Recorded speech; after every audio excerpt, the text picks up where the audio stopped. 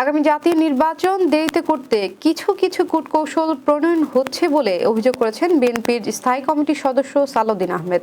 রোববার জাতীয় প্রেস ক্লাবে এক আলোচনা সভায় এই বিএনপি নেতা এই অভিযোগ করেন। তিনি বলেন, যতদিন যাচ্ছে তাতে আমাদের মনে হচ্ছে যেন গণতন্ত্র উত্তরণের এই যাত্রাপথ এটাকে যেন আরো বেশি দীর্ঘায়িত করা যায়। সেজন্য কিছু কূটকৌশল প্রণয়ন করা হচ্ছে।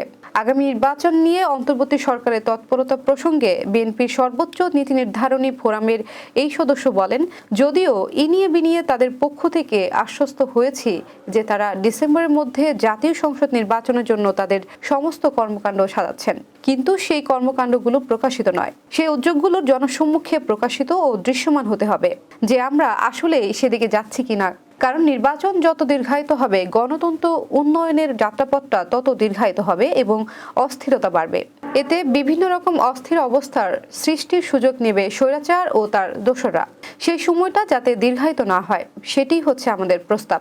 তিনি বলেন, শুধু পুলিশ দিয়ে নয়, রাজনীতি দিয়ে ফ্যাসিবাদ মোকাবেলা করতে হবে, তাহলেই ফ্যাসিবাদের মূল উপড়ে ফেলা যাবে। সংস্কার প্রসঙ্গে বিএনপির এই নেতা বলেন যে সমস্ত প্রস্তাবগুলো নির্বাচনের জন্য আমাদের আগে বাস্তবায়ন করা দরকার। সেটার উপর একটা জাতীয় ঐকমত্য সৃষ্টি হবে এবং সেটা আমরা আগে বাস্তবায়ন করব। সরকার একই সঙ্গে যেন নির্বাচনের প্রস্তুতি ও রোডম্যাপ প্রদান করে।